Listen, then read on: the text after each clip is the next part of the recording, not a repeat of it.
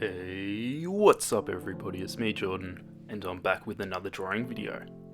This time we're back with something a little bit different. I thought I'd do a bonus video for you guys. I was just kind of sketching around because I've been doing a lot of these fan art drawings and spending a lot of time on these individual drawings. I hadn't really been spending much time just doing some looser sketches and just not doing so much detailed stuff, so I thought it'd be fun to just do a bit of a rough sketch. And as I was sketching, I decided that I would actually turn into a little bit of a video for you guys. I know there's some younger or newer artists out there watching these videos and they want to see some kind of more basic stuff. So I thought this can be for you guys who want to see some slightly easier stuff that you can probably do yourself. And this is just drawing with a black pencil and a HB pencil, I think. So it's really cheap supplies that anyone can use. If you don't have the money for Copics, you can still do cool drawings like this.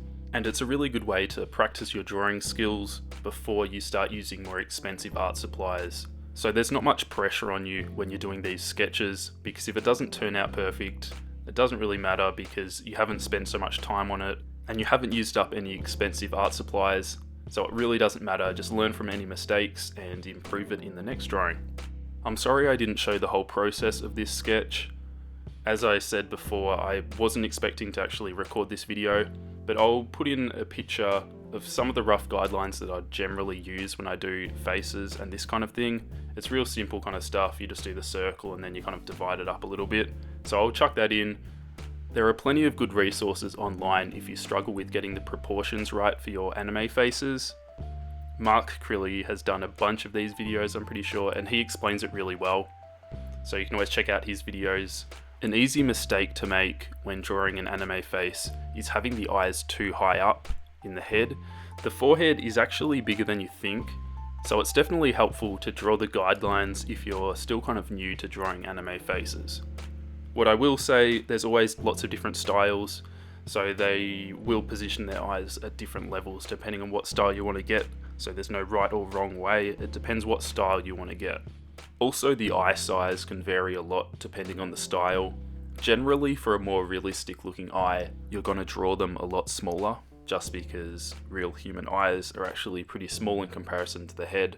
Changing the eye size can make a really big difference, so it's always good to experiment with different eye sizes and just see what you personally think looks good, depending on the drawing, and then just go with that.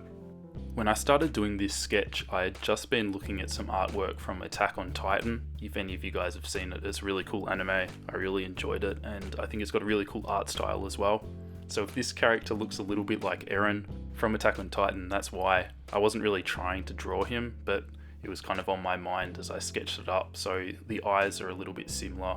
But I wasn't really trying to get it looking exactly like him, so it's not so much a fan art, but there's definitely some similarities in this drawing that you might have already picked up on.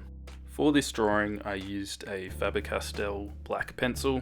I quite like these black pencils. When it comes to colour pencils, I like my Prismacolours. They're really nice pencils and they've got a really soft lead. So that's why I sometimes use the Faber Castell black pencil, because the lead's a little bit harder, so it can be a little bit more durable, but it just depends on your kind of personal preference when it comes to the hard or softness of the lead. But really, just use whatever pencils you've got available. If you don't have these pencils, it doesn't matter, you can still do really cool art with whatever you've got. These are just some of my recommendations if you're looking at buying some new art supplies, and they're pretty cheap as well. For the paper, I'm using an Arches watercolor pad. It's 185 GSM, which means it's pretty thick paper, and it says it's smooth, and I guess it is reasonably smooth when it comes to a watercolor paper, which generally have some texture to them, especially at this thickness. But when it comes to pencil drawings, it's still quite textured, so I wouldn't really recommend this paper if you're looking at doing pencil drawings. Some thinner paper, which is a lot smoother, would be a lot easier, because I had to keep sharpening these pencils because the tips were just getting worn down really quick, because there still was that texture there. Now I'm going in and adding some shading. You'll notice I'm really tilting the pencil on its side a lot, so I'm getting a really flat edge on the pencil to get some softer shading.